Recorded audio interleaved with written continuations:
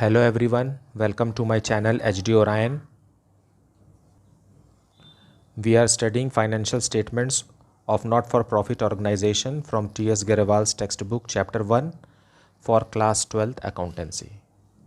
और अभी हम पढ़ेंगे preparation of income and expenditure account and opening and closing balance sheets. So let us see the question from the textbook. Let us see question number 56. From the following information and the receipt and payment account of Delhi Medical Society, prepare income and expenditure account for the year ended 31st March 2020 and balance sheet as at that date. Receipt and payment account for the year ended 31st March 2020 is given. अब receipt की तरफ लिखा हुआ है opening cash balance, क्योंकि receipt and payment account है. Cash received is on the debit side and cash paid is on the credit side. Then entrance fee है, subscription है, डोनेशन है, लाइफ मेंबरशिप फीस है, government grant.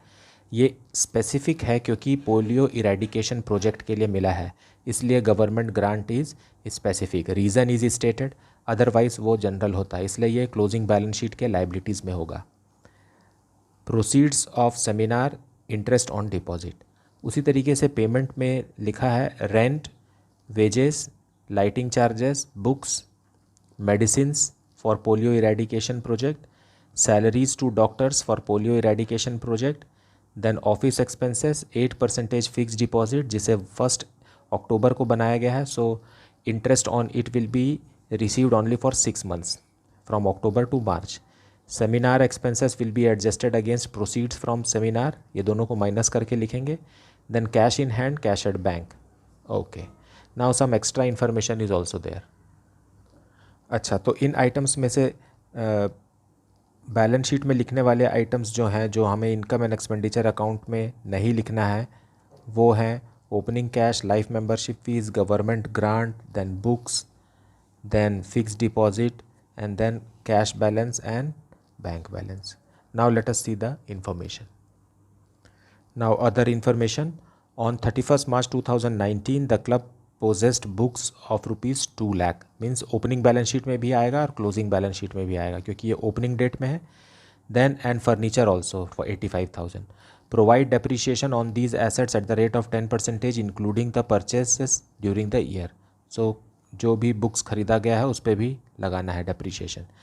Subscription in arrears in the beginning of the year, मतलब ये last year का है तो इसे लेस कर देंगे, और ये क्लोजिंग सब्सक्रिप्शन है आउटस्टैंडिंग तो इसे प्लस कर देंगे. Now lastly, the club paid 3 months rent in advance both in the beginning and at the end of the year. तो क्लब का जो रेंट पे हुआ है वो हुआ है 12 मंथ्स का ही है, लेकिन उसमें से 3 मंथ्स का जो है वो नेक्स्ट ईयर से रिलेटेड है, और इस करंट ईयर का जो फर्स्ट 3 मंथ्स का रेंट है वो लास्ट ईयर प्रीपेड था. So we will calculate that also. मतलब ये है कि ये जो रेंट पे हुआ है ये है तो 12 मंथ्स का eight the rate of ₹1400 per month, 1400 per month, जिसमें से 3 मंथ्स लास्ट ईयर का है, 9 मंथ्स इस ईयर का है, और 3 मंथ्स नेक्स्ट ईयर का है. तो ये जो है ये ही जो है वो इस 12 मंथ्स का है. इसका मतलब ये है कि हमारा फाइनेंशियल ईयर फर्स्ट 12 मंथ्स है, तो 3 मंथ्स का ओपनिंग प्रीपेड है और लास्ट 3 मंथ्स का जो है वो क्लोजिंग प्रीपेड है. So let us see the solution. Now solution 56. In the books of Delhi medical society, income and expenditure account for the year ended 31st March 2020. Now it is a nominal account, debit all expenses and losses and credit all incomes and gain. So expenditure on the debit side and income on the credit side. To write on the expenditure side, we have to check the payment side of the receipt and payment account. So expenditure की तरफ लिखने के लिए receipt and payment account का credit side जो कि payment side है वो लिखेंगे. To rent, जो revenue natured item है बस उसे ही लिखना है. क्लब ने पे किया है, सोसाइटी ने पे किया है 16,800, लेकिन इसमें ओपनिंग प्रीपेड भी है और क्लोजिंग प्रीपेड भी है, तो प्लस करेंगे, प्लस ओपनिंग प्रीपेड. नाउ ये जो है ये 12 मंथ्स का है, रेंट जो है ये 12 मंथ्स का है, 12 मंथ्स का है. So at the rate of 1400. So prepaid for how many months? 3 months. So it is 1400 into 3, that is equal to 4200. ये पिछले साल ही पे हो गया था. लेकिन अब ये तो हो गया 15 मंथ्स का. इसका मतलब ये है कि इसमें जो 3 मंथ्स का है वो नेक्स्ट ईयर से रिलेटेड है. 3 मंथ्स का prepaid closing. So closing prepaid, closing prepaid is also for 3 months. Amount is same 4200. सो इसको लेस करेंगे. Effect is neutralised 16,800.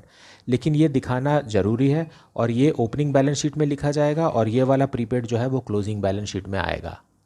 Now next item is wages. To wages कोई एडजस्टमेंट नहीं है, 24,500. Then to lighting charges,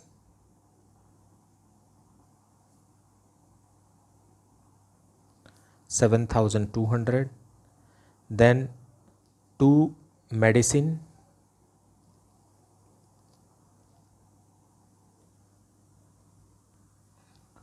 to office expense, no adjustment is here, 45,000. Then that's it. Depreciation,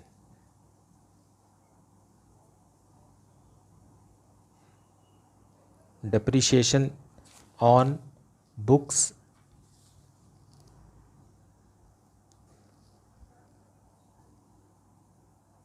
depreciation at the rate of 10% on books. So 2 lakh का 10% 20,000. And नया books भी ख़रीदा गया है 24,800 का. सो इसका भी 2480, ये दोनों बुक्स का है. और दूसरा एसेट है फर्नीचर. फर्नीचर हमने ख़रीदा नहीं है लेकिन लास्ट ईयर हमारे पास बैलेंस में था. 85,000 का 10% 8,500. 30,980. Now coming on the income side, receipt की तरफ देखेंगे. By subscription.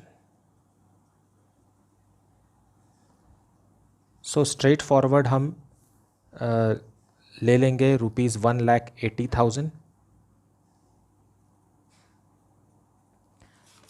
एक्स्ट्रा इन्फॉर्मेशन में दिया हुआ है कि subscription in arrears in the beginning, so less opening outstanding plus closing outstanding. Opening outstanding is 3,500 and closing outstanding is rupees 5,500. So there is an increase of 2,000. Now after subscription, entrance fees,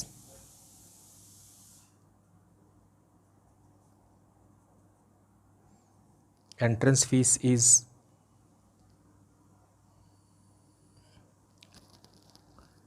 rupees 5,500. Then donation rupees 16,500. Then proceeds of seminar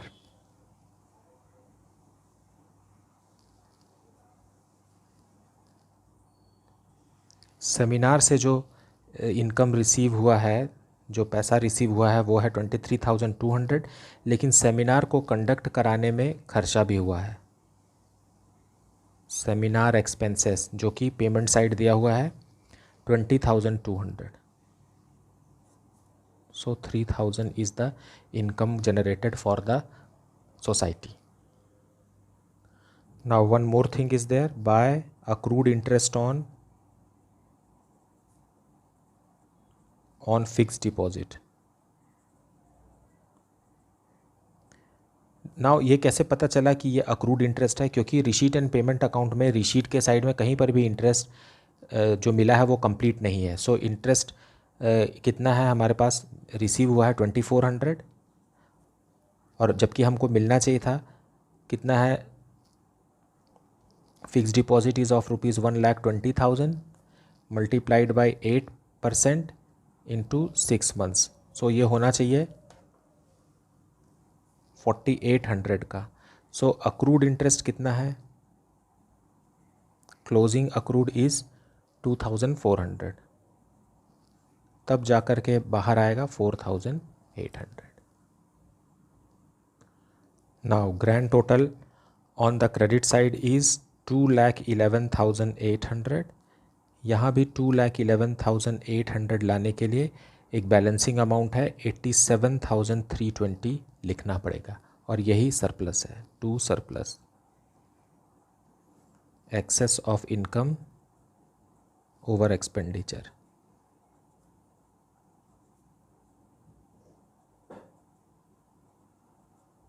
now इस question में एक बात खास है कि medicine का जो खर्चा है और सैलरीज टू डॉक्टर्स है, ये नहीं लिखा गया है, because both are related to government grant, that is specific. Government grant जो है वो पोलियो इरेडिकेशन प्रोजेक्ट से रिलेटेड है, और मेडिसिन और सैलरी जो है वो भी पोलियो इरेडिकेशन प्रोजेक्ट का ही है. इसलिए गवर्नमेंट ग्रांट और पोलियो इरेडिकेशन प्रोजेक्ट का जो खर्चा है वो आपस में एडजस्ट होगा, इसलिए ये दोनों क्लोजिंग बैलेंस शीट में दिखाए जाएंगे. Now let us prepare opening balance sheet first. Now opening balance sheet, सबसे पहले लिखेंगे ओपनिंग कैश बैलेंस जो रिसीट एंड पेमेंट अकाउंट के डेबिट साइड दिया हुआ है 31,900. And then receipt and payment account से कुछ भी चीज़ नहीं आएगा. अब एक्स्ट्रा अदर इन्फॉर्मेशन में जो है बुक्स दिया है, बुक्स 2 लाख, और फर्नीचर है 85,000. Then outstanding subscription 3,500. Then advance, club paid 3 months rent in advance, so advance rent paid, so prepaid rent rupees 4,200.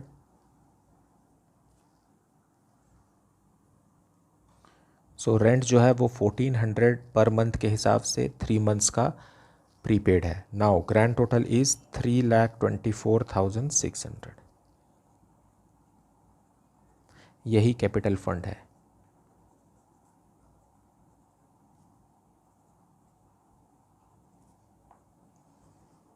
अब हम बनाएंगे closing balance sheet. Now balance sheet on the closing date 31st March 2020. First we have to write the bank balance shown on the credit side of receipt and payment account, 20,000, and cash in hand. Cash in hand, that is 26,000. अब books, let us see books. Books पहले से ही 2 लाख के थे, फिर हमने ख़रीदा और 24,800 का, less depreciation 22,480. So the figure is 2,02,320. उसी तरीके से दूसरा आइटम है furniture. Furniture was 85,000 minus depreciation 8,500, मिलेगा 76,500.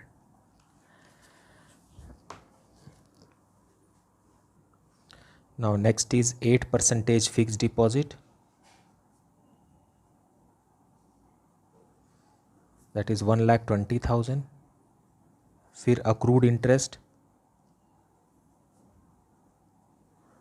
On fix deposit, that is 2,400. Then outstanding subscription 5,500.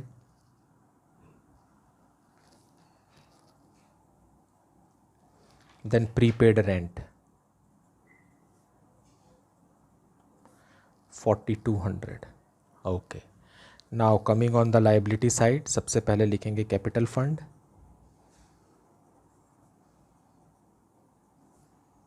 $3,24,600 plus surplus 87,320, grand total of which is 4,11,920. फिर है हमारे पास, ओके, ये जो है अंदर लिखेंगे 4,11,920 plus life membership fees. Life membership fees 25,000, सो ये हो जाएगा 920, 36,000, 4,36,920। फिर है गवर्नमेंट ग्रांट। गवर्नमेंट ग्रांट जो मिला है वो 2 लाख का है, लेकिन इसमें से एक्सपेंसेस लेस करेंगे। लेस मेडिसिन 1 लाख का गया, खर्च हो गया, और सैलरीज भी लेस करेंगे। Salaries is of 80,000। तो अब इस ग्रांट का पैसे में से 20,000 रुपीज़ बच गया। Now great grand total is 4,56,920. That is the answer. I hope that you have understood the concept very well. If you are having any doubt, you can ask it in the comment section. Last few questions in this chapter are remaining. I think 2 more questions to be solved from T.S. Garewal textbook. After this, I will move on to book 2, that is company account. So we will start with issue of shares after finishing this chapter. Please like, subscribe and share the channel. Thank you so much for watching.